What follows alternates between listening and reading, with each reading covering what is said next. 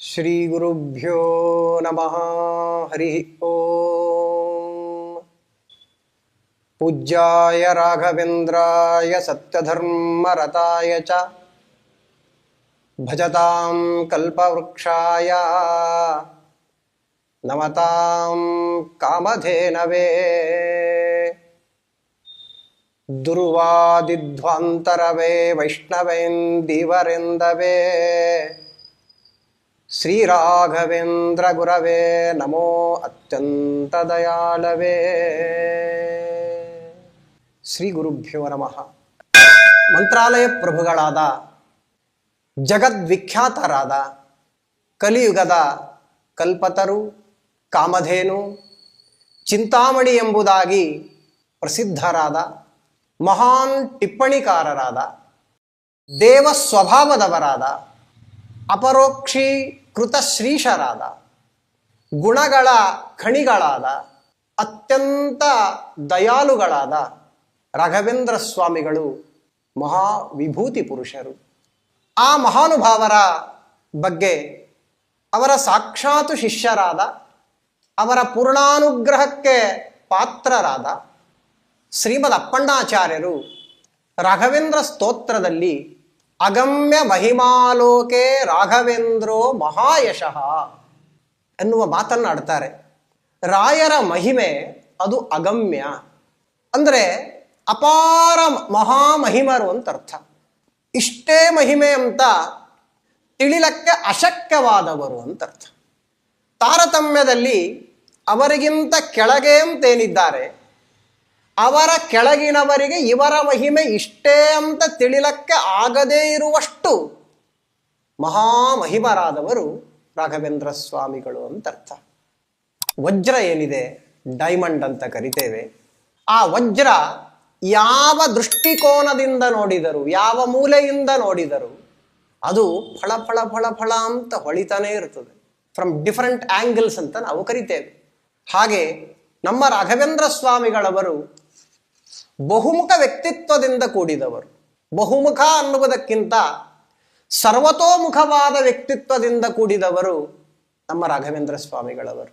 ನೋಡಿ, ಸಮಾಜದ ಉದ್ಧಾರದ ದೃಷ್ಟಿಯಿಂದ, ಅಪೂರ್ವವಾದ ಲೌಕಿಕ ಪ್ರಜ್ಞೆಯ ದೃಷ್ಟಿಯಿಂದ, ಸಂಪ್ರದಾಯ ದೀಕ್ಷೆಯ ದೃಷ್ಟಿಯಿಂದ, ವೇದಗಳನ್ನು ವ್ಯಾಖ್ಯಾನ ಮಾಡತಕ್ಕಂಥ ವೈದುಷ್ಯದ ದೃಷ್ಟಿಯಿಂದ, ಹರಿದಾಸ ಕೂಟ ಧುರೀಣತ್ವದ ದೃಷ್ಟಿಯಿಂದ, ಸಚ್ಚಾಸ್ತ್ರ ವ್ಯಾಖ್ಯಾನ ಪಟುತ್ವದ ದೃಷ್ಟಿಯಿಂದ, ವಾದಿ ವಿಜಯ ಶೌಂಡತ ಅನ್ನುವ ದೃಷ್ಟಿಯಿಂದ ಮತ್ತು ಬಹು ವಿಷಯಗಳನ್ನು, ವಿಸ್ತಾರವಾಗಿರ್ತಕ್ಕಂಥ ವಿಷಯಗಳನ್ನು ಅತ್ಯಂತ ಸಂಗ್ರಹಾತ್ಮಕವಾಗಿ ಹೇಳುವ ನೈಪುಣ್ಯದ ದೃಷ್ಟಿಯಿಂದ, ಅಥವಾ ಒಂದು ಪುಟ್ಟದಾದ ಗ್ರಂಥವನ್ನ ವಿಸ್ತಾರವಾಗಿ ಗ್ರಂಥ ವಿಸ್ತಾರಣ ಪ್ರಾವೀಣ್ಯದ ದೃಷ್ಟಿಯಿಂದ, ಶಾಸ್ತ್ರಾಂತರದ ಪ್ರಭುತ್ವದಿಂದ, ದೀನ ದಯಾಳುತ ಆ ದೃಷ್ಟಿಯಿಂದ, ಅಪಮೃತ್ಯುವನ್ನ ಪರಿಹಾರವನ್ನ ಮಾಡತಕ್ಕಂತಹ ದಕ್ಷತೆ ಏನಿದೆ ಆ ದೃಷ್ಟಿಯಿಂದ, ಹೀಗೆ ಯಾವ ದೃಷ್ಟಿಯಿಂದ ನಾವು ನೋಡಿದರೂ ಕೂಡ ಫ್ರಮ್ ಎನಿ ಆಂಗಲ್ ಅಂತ ಅರ್ಥ ಅದು ವಜ್ರವೇ. ಅದು ಫಳ ಫಳ ಫಳ ಫಳ ಅಂತ ಹೊಳೆಯತಕ್ಕಂಥದ್ದಾಗಿದೆ. ಹಾಗೆ ನಮ್ಮ ರಾಘವೇಂದ್ರ ಸ್ವಾಮಿಗಳವರು ಎಲ್ಲ ವಿಷಯದಲ್ಲಿಯೂ ಆದರ್ಶಪ್ರಾಯರಾದವರು, ಮಹಾನುಭಾವರು. ಹೇಗೆ ನಮ್ಮ ಸೀತಾಪತಿಯಾದ ರಾಮಚಂದ್ರ ಜೀವನದ ಪ್ರತಿಯೊಂದು ಘಟ್ಟದಲ್ಲಿಯೂ ಆದರ್ಶ ಪುರುಷನಾಗಿ ತನ್ನ ಭಕ್ತರಿಗೆ ಮರ್ತ್ಯಾವತಾರ ಸ್ತ್ವಿಹ ಮರ್ತ್ಯ ಶಿಕ್ಷಣವೆಂಬುದಾಗಿ ಭಾಗವತ ಹೇಳಿದಂತೆ, ಯಾವ ರೀತಿಯಲ್ಲಿ ಒಬ್ಬ ಮನುಷ್ಯ ಆದರ್ಶನಾಗಿ ಇರಬಹುದು ಎಲ್ಲ ಜೀವನದ ಸ್ತರಗಳಲ್ಲಿ ಅಂತ ತೋರಿಸಿಕೊಟ್ಟಿದ್ದಾನೆ ಸ್ವಾಮಿ.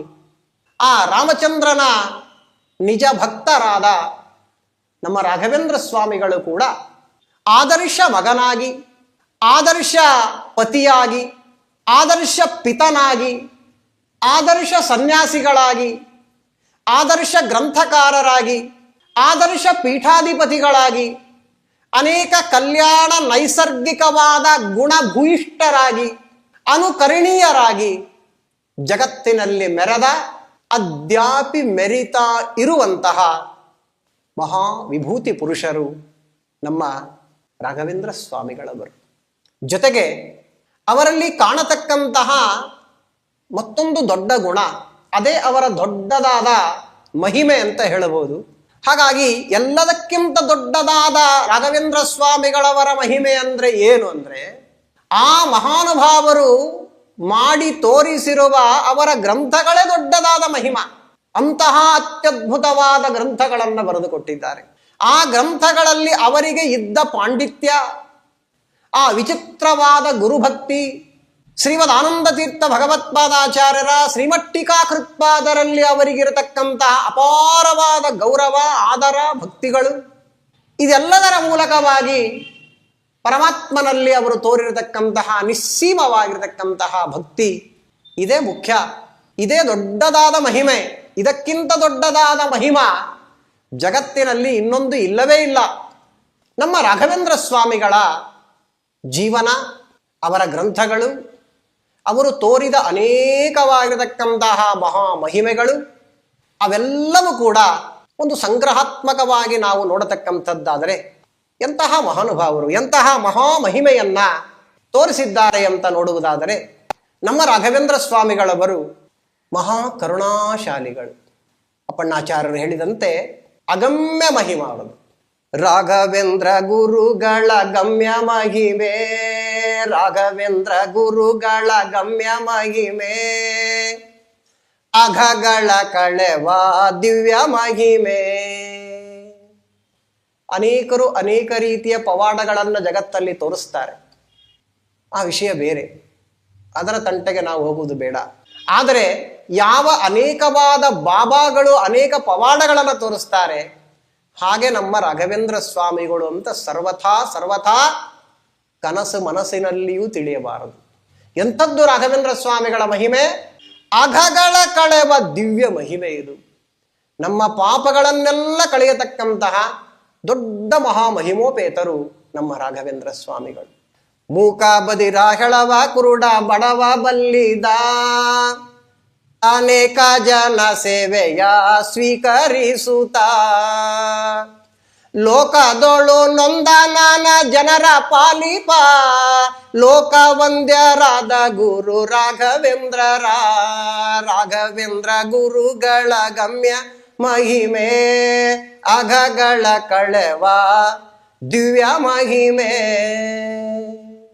ಅವ ಮೂಕ ಆಗಿರ್ಲಿ, ಹೆಳವ ಆಗಿರ್ಲಿ, ಕುರುಡಾಗಿರ್ಲಿ, ಅವನು ಬಡವನೋ ಬಲ್ಲಿದನೋ, ಅವನು ದಡ್ಡನೋ, ಅವನು ಪಂಡಿತನೋ, ಹೀಗೆ ಅವರು ಈ ಭೇದವನ್ನ ನೋಡದೆ, ಭೇದವನ್ನು ನೋಡಿದ್ರೆ ಭೇದ ಇದ್ದೇ ಇದೆ, ಅದ ಕಡೆಗೆ ಗಮನವನ್ನ ಕೊಡದೆ ಎಲ್ಲರನ್ನೂ ಕೂಡ ಅವರವರ ಯೋಗ್ಯತಾನುಸಾರವಾಗಿ ಕಾಪಾಡುವ ದೊಡ್ಡ ಹೊಣೆಯನ್ನು ಹೊತ್ತಿರತಕ್ಕಂತಹ ಮಹಾನುಭಾವರು ನಮ್ಮ ರಾಘವೇಂದ್ರ ಸ್ವಾಮಿಗಳವರು. ಅಂತೆಯೇ ಲೋಕವಂದಿತರಾಗಿರತಕ್ಕಂಥವರಾಗಿದ್ದಾರೆ. ನ್ಯಾಯ ವ್ಯಾಕರಣ ತರ್ಕ ಮೀಮಾಂಸದಲ್ಲಿ ನ್ಯಾಯಬದ್ಧವಾಗಿ ವಾದಿಗಳ ಜಯಿಸಿ, ನ್ಯಾಯ ಸುಧ ಪರಿಮಳ ಗ್ರಂಥ ರಚಿಸಿ, ನ್ಯಾಯ ಸುಧೆ ಸೇವೆ ಗೈದ ರಾಘವೇಂದ್ರರ, ರಾಘವೇಂದ್ರ ಗುರುಗಳ ಗಮ್ಯ ಮಹಿಮೆ, ಅಘಗಳ ಕಳೆವ ದಿವ್ಯ ಮಹಿಮೆ. ರಾಘವೇಂದ್ರ ಸ್ವಾಮಿಗಳವರ ಚರಿತ್ರೆಯನ್ನ ಹೇಳುವಂತಹ ರಾಘವೇಂದ್ರ ವಿಜಯವನ್ನ ನಾವು ತೆಗೆದು ನೋಡಿದರೆ ಅಲ್ಲಿ ಬಹಳ ಸುಂದರವಾದ ವರ್ಣನೆ ಮಾಡಿದ್ದಾರೆ. ಚತುಶಾಸ್ತ್ರಗಳಲ್ಲಿ ಆಳವಾದ ಪಾಂಡಿತ್ಯ ರಾಘವೇಂದ್ರ ಸ್ವಾಮಿಗಳವರ ಪಾಂಡಿತ್ಯ. ನ್ಯಾಯ ವ್ಯಾಕರಣ ತರ್ಕ ಮೀಮಾಂಸದಲ್ಲಿ ನ್ಯಾಯಬದ್ಧವಾಗಿ ವಾದಿಗಳ ಜಯಿಸಿ. ಒಮ್ಮೆ ತಂಜಾವೂರು ಗ್ರಾಮದಲ್ಲಿ ಯಜ್ಞ ನಾರಾಯಣ ದೀಕ್ಷಿತರು ಅನ್ನುವ ಒಬ್ಬ ಪಂಡಿತರು, ಅವರು ಮಹಾ ತರ್ಕ ವಿದ್ವಾಂಸರು. ಅವರನ್ನ ತರ್ಕ ಕರ್ಕಶವಾಗಿರತಕ್ಕಂತಹ ವಾಕ್ ಪ್ರೌಢಿಮೆಯಿಂದ ಅವರನ್ನ ಜಯಿಸಿ ಜಯಪತ್ರವನ್ನ ಅವರಿಂದ ತೆಗೆದುಕೊಂಡಿದ್ದಾರೆ ಎಂಬುದಾಗಿ ರಾಘವೇಂದ್ರ ವಿಜಯ ಈ ಅದ್ಭುತವಾದ ಅವರ ವಾದ ಕೌಶಲದ ಬಗ್ಗೆ ದಾಖಲೆಯನ್ನ ಮಾಡಿದೆ. ಇನ್ನು ಬಿಜಾಪುರಕ್ಕೆ ಅವರು ದಿಗ್ವಿಜಯ ಮಾಡಿದಾಗ ಆ ಬಿಜಾಪುರದಲ್ಲಿರುವ ನವಾಬರ ಆಸ್ಥಾನದಲ್ಲಿರುವ ಎಲ್ಲ ವಾದಿಗಳನ್ನು ವಾಕ್ಯಾರ್ಥದಲ್ಲಿ ಸೋಲಿಸಿ ಶ್ವೇತಛತ್ರ ಮೊದಲಾಗಿರತಕ್ಕಂತಹ ಅದ್ಭುತ ಪಾರಿತೋಷಕಗಳನ್ನು ಪಡೆದಿರುವುದು ಕೂಡ ರಾಘವೇಂದ್ರ ಸ್ವಾಮಿಗಳರ ಜೀವನದಲ್ಲಿ ನಾವು ಕಾಣ್ತೇವೆ. ಇನ್ನು ರಾಜಮನ್ನಾರ ಗುಡಿ ಅಂತೇನಿದೆ, ಅಲ್ಲಿ ವಾದವನ್ನು ಹೂಡಿದಾಗ ಪುಸ್ತಕ ನಿರಪೇಕ್ಷೆಯ ಸಮಗ್ರವಾದ ಪಾಣಿನಿ ಭಾಷ್ಯವನ್ನೇ ಮುಖೋದ್ಗತವಾಗಿ ಅನುವಾದವನ್ನ ಮಾಡುತ್ತಾ ವಾದಿಯನ್ನ ಜಯಿಸಿದಾಗ ಅದನ್ನು ನೋಡಿದ ಸಾಕ್ಷಾತ್ ಗುರುಗಳಾದ ಸುಧೀಂದ್ರ ತೀರ್ಥ ಶ್ರೀಪಾದಂಗಳವರು ನಮ್ಮ ಪೂರ್ವಾಶ್ರಮದಲ್ಲೇ ಇದೆಲ್ಲವೂ ಕೂಡ ಆ ವೆಂಕಟನಾಥರನ್ನ ಮಹಾಭಾಷ್ಯಾಚಾರ್ಯ ಎಂಬುದಾಗಿ ಸ್ವಯಂ ಸುಧೀಂದ್ರ ತೀರ್ಥರೇ ಅವರನ್ನ ಈ ಬಿರುದನ್ನು ಕೊಟ್ಟು ಕೊಂಡಾಡತಕ್ಕಂತಹ ಈ ವಿಷಯವೂ ರಾಘವೇಂದ್ರ ವಿಜಯದಲ್ಲಿ ನಾವು ಕಾಣ್ತೇವೆ. ಇನ್ನ ನೀಲಕಂಠ ದೀಕ್ಷಿತರು ಅಂತ ಮಧುರೆಯಲ್ಲಿರ್ತಾರೆ ಅವರು. ಆ ಮಧುರೆಯಲ್ಲಿ ರಾಜ ಗುರುಗಳಾಗಿರತಕ್ಕಂಥವರು ನೀಲಕಂಠ ದೀಕ್ಷಿತರು. ಅವರು ಮೀಮಾಂಸಾ ಶಾಸ್ತ್ರದಲ್ಲಿ ಘನ ವಿದ್ವಾಂಸರಾಗಿನ ಕಾಲದಲ್ಲಿ ಆ ಮೀಮಾಂಸಾ ಶಾಸ್ತ್ರದಲ್ಲಿ ಅವರನ್ನ ಸೋಲಿಸಿ ಜಯಪತ್ರವನ್ನ ಪಡೆದುಕೊಂಡು ಮಹಾಕೀರ್ತಿಶಾಲಿಗಳಾಗಿದ್ದಾರೆ ಎನ್ನುವುದು ಕೂಡ ದಾಖಲಾಗಿರ್ತಕ್ಕಂಥದ್ದಾಗಿದೆ. ಹೀಗೆ ಚತುಶಾಸ್ತ್ರಗಳಲ್ಲಿ ಅಪ್ರತಿಮವಾಗಿರ್ತಕ್ಕರ್ಥವನ್ನ ಮಾಡಿ ಎಲ್ಲ ವಿಧವಾದ ವಾದಿಗಳನ್ನ ವಾದದಲ್ಲಿ ಸೋಲಿಸಿದ ಪ್ರಚಂಡವಾಗಿರತಕ್ಕಂತಹ ವಿದ್ಯೆ ರಾಘವೇಂದ್ರ ಸ್ವಾಮಿಗಳಲ್ಲಿತ್ತು ಅಂತ ನಮಗೆ ಗೊತ್ತಾಗುತ್ತೆ. ಆದ ಕಾರಣವೇ ಶ್ರೀಮನ್ಯಾಯ ಸುಧಾ ಅನ್ನತಕ್ಕಂಥ ಶ್ರೀಮಠ್ಟಿಕಾಕೃತ್ಪಾದರ ಗ್ರಂಥಕ್ಕೆ ದಿವ್ಯವಾದ ಪರಿಮಳ ಅನ್ನುವ ಮಹಾ ಟಿಪ್ಪಣಿಯನ್ನು ರಚನೆ ಮಾಡಿಕೊಟ್ಟು ಶ್ರೀಮಠ್ಟಿಕಾಕೃತ್ಪಾದರ ಅದ್ವಿತೀಯವಾದ ಸೇವೆಯನ್ನು ಸಲ್ಲಿಸಿರತಕ್ಕಂಥ ಮಹಾನುಭಾವರು ನಮ್ಮ ರಾಘವೇಂದ್ರ ಸ್ವಾಮಿಗಳವರು. ಇನ್ನು ರಾಘವೇಂದ್ರ ಸ್ವಾಮಿಗಳವರು ತಮ್ಮ ಗ್ರಂಥಗಳಿಗೆ ಭಾವದೀಪ ಅಂತ ಹೆಸರನ್ನು ಇಡ್ತಾರೆ.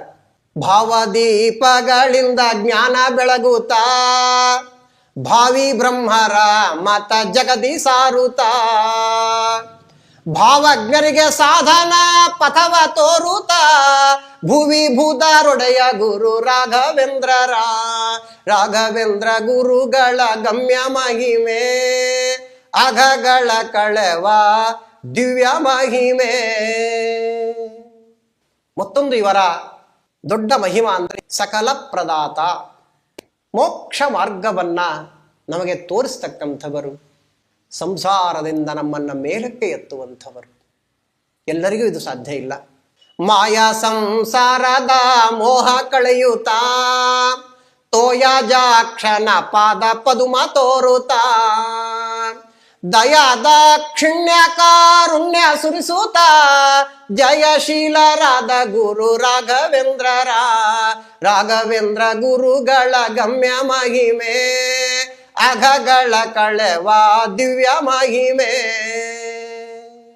ಮಾಯಾ ಸಂಸಾರ ನೋಡಿ, ಮಾಯಾ ಸಂಸಾರ ಇದರ ಮೋಹವನ್ನ ಕಳೆಯುವಂಥವರು ನಮ್ಮ ರಾಘವೇಂದ್ರ ಸ್ವಾಮಿಗಳು. ಶ್ರೀಮದಪ್ಪಣ್ಣಾಚಾರ್ಯ ಇದನ್ನು ದಾಖಲೆ ಮಾಡ್ತಾರೆ.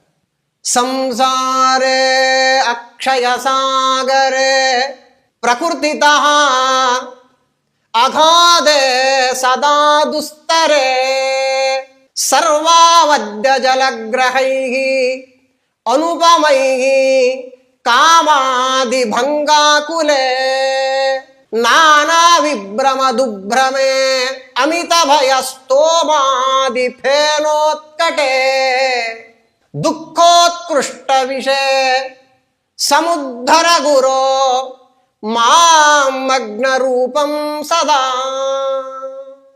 ಅತೀ ಸುಂದರವಾಗಿರತಕ್ಕಂತಹ, ನಿಜವಾಗಿ ಗುರುಗಳಲ್ಲಿ ನಾವು ಏನು ಕೇಳಬೇಕು ಎಂಬುದನ್ನು ತಿಳಿಸಿರತಕ್ಕಂತಹ ದಿವ್ಯವಾದ ಒಂದು ಶ್ಲೋಕ ಇದು ರಾಘವೇಂದ್ರ ಸ್ತೋತ್ರದಲ್ಲಿ. ಈ ಸ್ತೋತ್ರ ರಾಘವೇಂದ್ರ ಸ್ತೋತ್ರದಲ್ಲಿ ಇದೆ ಅನ್ನುವುದನ್ನೇ ನಾವು ಮರೆತು ಬಿಟ್ಟಿದ್ದೇವೆ. ಪ್ರಕೃತಿತಃ ಅಗಾಧೆ ಸದಾ ದುಸ್ತರೇ. ಸಂಸಾರವನ್ನ ಸಾಗರಕ್ಕೆ ಹೋಲಿಸುವುದು ಶಾಸ್ತ್ರದಲ್ಲಿ ನೋಡ್ತೇವೆ. ಈ ಸಮುದ್ರ ಏನಿದೆ ಅದರ ತಳ ಸಿಗಬಹುದು ಹುಡುಕಿದರೆ, ಕೆಲವು ಕಡೆ ಸಿಗತ್ತೆ. ಆ ಸಮುದ್ರದಲ್ಲಿ ಅಲೆಗಳಿವೆ. ಸಮುದ್ರ ಮಥನ ಮಾಡಿದಾಗ ವಿಷ ಬಂದಿದೆ. ಸಮುದ್ರದಲ್ಲಿ ಸುಳಿಗಳಿರುತ್ತೆ. ಸಂಸಾರವೆಂಬುದು ಒಂದು ಸಮುದ್ರ ಅಲ್ವಾ? ಆ ಸಂಸಾರವೆಂಬ ಸಮುದ್ರ ಹೇಗಿದೆ, ಹೇಗೆ ನಾನು ಅದರಲ್ಲಿ ಮುಳುಗಿದ್ದೇನೆ ಅನ್ನುವುದನ್ನ ಶ್ರೀಮದ್ ಅಪ್ಪಣ್ಣಾಚಾರ್ಯ ಎಷ್ಟು ಸುಂದರವಾಗಿ ಶ್ಲೋಕದಲ್ಲಿ ತಿಳಿಸ್ತಾರೆ. ಪ್ರಕೃತಿತಃ ಅಗಾಧೆ. ಪ್ರಕೃತಿತಃ ಅಂದ್ರೆ ನ್ಯಾಚುರಲಿ ಅಂತ ಅರ್ಥ. ಬೈ ನೇಚರ್ ಇಟ್ ಸೆಲ್ಫ್ ಅಂತ ಕರಿತೀವಲ್ಲ, ಸ್ವಾಭಾವಿಕವಾಗಿ ತಳ ಸಿಗದೇ ಇರುವಂಥದ್ದು ಸಂಸಾರವೆಂಬ ಸಮುದ್ರ. ಸದಾ ದುಸ್ತರೆ, ಎಲ್ಲ ಕಾಲದಲ್ಲಿ ಕೂಡ ದಾಟ್ಲಕ್ಕಾಗದೇ ಇರುವಂಥದ್ದಿದು. ಸರ್ವಾವದ್ಯ ಜಲಗ್ರಹೈಹಿ, ಅವದ್ಯಗಳು ಅಂದ್ರೆ ಪಾಪಗಳು, ಸಕಲವಾದ ಪಾಪಗಳೆಂಬ ಕ್ರೂರವಾದ ಜಲ ಪ್ರಾಣಿಗಳಿಂದ ಕೂಡಿದ್ದು ಸಂಸಾರವೆಂಬ ಸಾಗರ. ಸಂಸಾರವೆಂಬ ಸಾಗರದಲ್ಲಿ, ಆ ಸಾಗರದಲ್ಲಿ ಅತ್ಯಂತ ಕ್ರೂರವಾಗಿರತಕ್ಕಂತಹ ಶಾರ್ಕ್, ತಿಮಿಂಗಲಗಳು, ಸಾಕಷ್ಟು ಜಲಚರ ಪ್ರಾಣಿಗಳಿವೆ ಕ್ರೂರವಾದದ್ದು. ಸಂಸಾರವೆಂಬ ಸಾಗರದಲ್ಲಿ ನಾನಾ ರೀತಿಯ ಪಾಪಗಳೆಂಬ ಅತ್ಯಂತ ಕ್ರೂರವಾದ ಜಲಚರ ಪ್ರಾಣಿಗಳು ತುಂಬಿವೆ. ಕಾಮಾದಿ ಭಂಗಾಕುಲೆ, ಅಲೆಗಳು ಅಂತಂತ ಇದ್ದಾರೆ. ಆ ಅಲೆಗಳು ಏನಿವೆ? ಕಾಮ, ಕ್ರೋಧ, ಲೋಭ, ಮೋಹ, ಮದಮಾತ್ಸರ್ಯಗಳೆಂಬ ಪ್ರಚಂಡವಾಗಿರತಕ್ಕಂಥ ಒಂದೊಂದು ಬಂದು ಹೊಡಿತಂದ್ರೆ ನಮಗೆ ಎಚ್ಚರಿಕೆ ತಪ್ಪಿ ಬಿಡತಕ್ಕಂಥದ್ದಾಗತ್ತೆ. ಅಂತಹ ಪ್ರಚಂಡವಾದ ಅಲೆಗಳ್ಯಾವೋ? ಕಾಮಕ್ರೋಧಾದಿಗಳೆಂಬ ಅಲೆಗಳಿಂದ ಕೂಡಿರುವುದು ಸಂಸಾರವೆಂಬ ಸಾಗರ. ಮತ್ತೆಂಥದ್ದು? ನಾನಾ ವಿಭ್ರಮ ದುಭ್ರಮೆ, ಅನೇಕವಾದ ಸುಳಿಗಳಿವೆ, ಅನರ್ಥಗಳು, ಅನೇಕ ಅನರ್ಥಗಳೆಂಬತಕ್ಕಂಥ ಸುಳಿಗಳು ಒಂದೊಂದರಲ್ಲಿ ಸಿಕ್ಕೊಂಡ್ರೆ ಮೇಲೆ ಬರಲಿಕ್ಕೆ ಸಾಧ್ಯ ಇಲ್ಲ. ಅಂತಹ ಪ್ರಚಂಡ ಸುಳಿಗಳಿಂದ ಕೂಡಿದೆ. ಅಮಿತ ಭಯ ಸ್ತೋಮಾದಿ ಫೇನೋತ್ಕಟೆ, ಸಮುದ್ರದ ದಂಡಿಗೆ ನಿಂತಾಗ ಬುರುಗು ಬರುತ್ತೆ, ನೊರೆ ಅಂತ ಕರೀತೇವೆ, ಫೇನ ಅಂತ ಕರೀತಾರೆ ಅದನ್ನ ಸಂಸ್ಕೃತದಲ್ಲಿ. ಅಸಂಖ್ಯವಾಗಿರತಕ್ಕಂಥ ಆಪತ್ತುಗಳು, ಒಂದು ಆಪತ್ತು ಅಂದ್ರೆ ಹರ್ಡಲ್ಸ್ ಅಂತ ಅರ್ಥ. ಒಂದು ಆಪತ್ತನ್ನು ಕಳ್ಕೊಂಡು ಅಪ್ಪ ಕಷ್ಟಪಟ್ಟು ಇನ್ನೊಂದು ಆಪತ್ತು ರೆಡಿ ಆಗಿರ್ತದೆ. ಹಾಗಾಗಿ ಆಪತ್ತುಗಳೆಂಬ ಬುರುಗು ಅಂದ್ರೆ ಆಪತ್ತುಗಳೇನಿವೆ ಅದು ಅಸಖ್ಯ, ಹೇಯ ಅಂತ ಅರ್ಥ. ಬುರುಗೇನಿದೆ ಅದು ಮೈಲಿಗೆ, ಅದಕ್ಕೇನೆ ಸಮುದ್ರ ಸ್ನಾನವನ್ನ ಯಾವಾಗಂದ್ರೆ ಅವಾಗ ಮಾಡಬಾರದು. ಹಾಗಾಗಿ ಅತ್ಯಂತ ಹೇಯವಾಗಿರತಕ್ಕಂತಹ ಆಪತ್ತುಗಳೆಂಬ ನೊರೆಯಿಂದ, ಬುರುಗಿನಿಂದ ಕೂಡಿರತಕ್ಕಂಥದ್ದಾಗಿದೆ ಸಂಸಾರವೆಂಬ ಸಾಗರ. ದುಃಖೋತ್ಕೃಷ್ಟ ವಿಷಯ, ಸಮುದ್ರದ ಒಳಗಡೆ ಒಂದು ವಿಷ ಇರುತ್ತೆ. ಸಮುದ್ರ ಮಥನದಲ್ಲಿ ಮೊದಲು ಬಂದದ್ದು ವಿಷ. ಸಂಸಾರವೆಂಬ ಸಾಗರದಲ್ಲಿರುವ ವಿಷ ಯಾವುದಪ್ಪ ಅಂದ್ರೆ ಅದೇ ದುಃಖ. ಭಾಗವತ ಹೇಳಿದಂತೆ ದುಃಖೌಷಧಪಿ ತದಪಿ ದುಃಖಂ, ಒಂದು ದುಃಖಕ್ಕೆ ಒಂದು ಪರಿಹಾರವನ್ನ ಮಾಡ್ಲಕ್ಕೋದ್ರೆ ಮತ್ತೊಂದು ದುಃಖವಾಗಿ ಪರಿಣಮಿಸಿ ಬಿಡತಕ್ಕಂಥದ್ದಾಗುತ್ತೆ. ಅದೇ ದುಷ್ಟವಾಗಿರ್ತಕ್ಕಂತಹ ಸಂಸಾರ. ಎಂಥದ್ದಿದು? ಸಂಸಾರೇ ಅಕ್ಷಯ ಸಾಗರೆ, ಇದು ದಿನದಿನಕ್ಕೂ ಅಭಿವೃದ್ಧಿ ಹೊಂದುತ್ತಾನೆ ಇರ್ತದೆ ಹೊರತು ಕಡಿಮೆ ಆಗುವುದಿಲ್ಲ ಇದು. ಅಂತಹ ಅಕ್ಷಯ ಸಾಗರವಾದ ಈ ದುಷ್ಟವಾದ ಸಂಸಾರವೆಂಬ ಸಾಗರದಲ್ಲಿ ಸದಾ ಮಗ್ನ ರೂಪಂ, ಯಾವಾಗಲೂ ಪೂರ್ಣವಾಗಿ ಶಾಶ್ವತವಾಗಿ ನಿದ್ದು ಬಿಡ್ತೇನೋ ಅನ್ನೋ ರೀತಿಯಲ್ಲಿ ನಾನು ಪೂರ್ಣವಾಗಿ ಮುಳುಗಿ ಬಿಟ್ಟಿದ್ದೇನೆ. ಅದಕ್ಕೆ ಕೇಳ್ತಾರೆ, ಮಾಂ ಗುರೋ ಸಮುದ್ಧರ, ಅಂತಹ ಈ ರೀತಿಯಲ್ಲಿ ಮುಳುಗಿರುವ ನನ್ನನ್ನ ಹೇ ಗುರುಗಳಾದ ರಾಘವೇಂದ್ರ ಸ್ವಾಮಿಗಳೇ ಸಮುದ್ಧರ, ನನ್ನನ್ನು ಉದ್ಧಾರವನ್ನ ಮಾಡ್ರಿ ಎಂಬುದಾಗಿ ಅಪ್ಪಣ್ಣಾಚಾರ್ಯರು ಬಹಳ ಭಕ್ತಿಯಿಂದ ಕೇಳಿಕೊಂಡಿದ್ದಾರೆ. ನಿತ್ಯವೂ ಕೂಡ ಟೈಮ್ ಇಲ್ರಿ ನಮಗೆ ರಾಘವೇಂದ್ರ ಸ್ತೋತ್ರ ಹೇಳಕ್ಕೆ ಅಂದರೂ ಕೂಡ ಈ ಶ್ಲೋಕವನ್ನಾದರೂ ಸಕಲ ವೈಷ್ಣವರು ಹೇಳಿಕೊಳ್ಳಬೇಕು. ಯಾಕಿದನ್ನ ನಾನು ಒತ್ತಿ ಹೇಳ್ತಾ ಇದ್ದೇನೆಂದ್ರೆ, ಸಂಸಾರ ಸಾಗರದಿಂದಲೇ ಉದ್ಧಾರವನ್ನ ಮಾಡುವಂತಹ ಗುರುಗಳು ನಮಗೆ ಸಿಕ್ಕಾಗ ಮತ್ತೆ ಕ್ಷುಲ್ಲಕವಾದ ವಿಚಾರಗಳನ್ನೇ ಅವರನ್ನ ಕೇಳ್ತೇವೆ ಅಂದ್ರೆ ಎಂಥ ದುರದೃಷ್ಟ ನಮ್ದೆಲ್ಲ. ಲೌಕಿಕವನ್ನೇ ಕೇಳ್ಕೊಳ್ಳಕ್ಕೆ ಹೋಗ್ತೇವೆ, ಮತ್ತೆ ಅದು ಕೊಡ್ರಿ ಇದು ಕೊಡ್ರಿ ಇದು ಕೊಡ್ರಿ ಅಂತ ದೊಡ್ಡ ಲಿಸ್ಟ್ ಇದೆ ನಮ್ಮ ಹತ್ರ ಸ್ವಾಮಿಗಳ, ರಾಘವೇಂದ್ರ ಸ್ವಾಮಿಗಳಲ್ಲಿ. ಆ ರೀತಿಯ ಮಾಡತಕ್ಕಂಥವರಾಗಬಾರದು. ಎಚ್ಚರಿಕೆಯಿಂದ ನಾವು ಜೀವನದಲ್ಲಿ ಇರಬೇಕು ಅನ್ನುವುದನ್ನ ಇಲ್ಲಿ ತಿಳ್ಕೊಳ್ಬೇಕು ನಾವು. ಮಾಯ ಸಂಸಾರದ ಮೋಹ ಕಳೆಯುತ್ತಾ ತೋಯ ಜಾಕ್ಷನ ಪಾದ ಪದುಮ ತೋರುತ್ತಾ ದಯಾ ದಾಕ್ಷಿಣ್ಯ ಕಾರುಣ್ಯ ಸುರಿಸೂತ ಜಯಶೀಲರಾದ ಗುರು ರಾಘವೇಂದ್ರ ಗುರುಗಳ ಗಮ್ಯ ಮಹಿಮೆ ಅಘಗಳ ಕಳೆವ ದಿವ್ಯ ಮಹಿಮೆ. ಮಾಡಿಸಿದ